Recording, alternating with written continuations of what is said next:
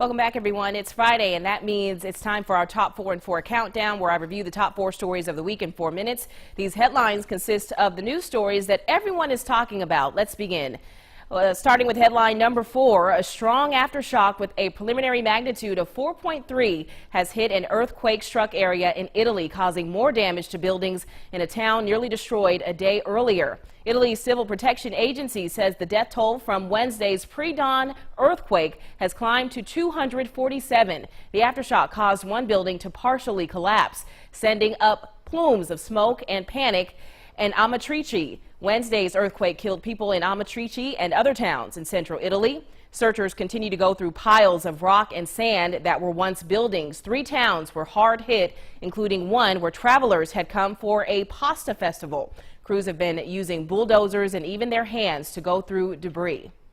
Donald Trump calling Hillary Clinton a bigot is the topic of our headline number 3. During a rally in Jackson, Mississippi, Trump said Hillary was a bigot and only saw people of color as votes. Trump addressed African-American voters who were not in the room to hear his pitch.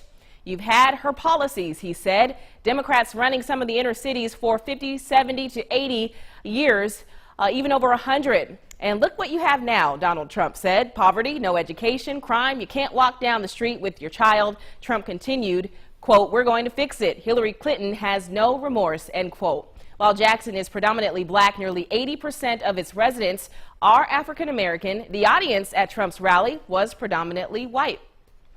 Let's talk some more politics for headline number 2. Hillary Clinton insisted on Wednesday night that her work as Secretary of State was not influenced by any outside forces, including her family's charitable foundation. This is Clinton's first in-depth response to recent reports that suggest that Clinton awarded special treatment to major donors to the Clinton Foundation while she was at the State Department. On Tuesday, the Associated Press published an analysis of previously unreleased schedules, which showed that many of the people outside of government that Clinton met during her tenure at the State Department had donated to the foundation.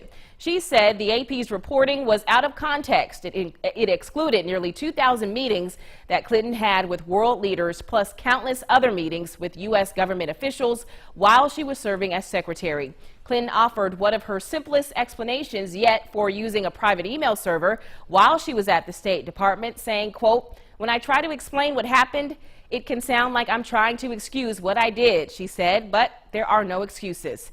Clinton insists there is a lot of smoke, but no fire. Now for headline number 1, even though the maker of the EpiPen is expanding programs that help patients pay for it, the company, Mylan, isn't budging on the price of the emergency allergy treatment. The price of the 2-dose package topped $600 earlier this year, up from about $94 just 9 years ago. That according to a price tracking database. And the increase has drawn anger from Congress and from families that have to pay for it. Mylan did say, however, that it was doubling the eligibility for its patient assistance program to people with incomes 4 times higher than the federal poverty level.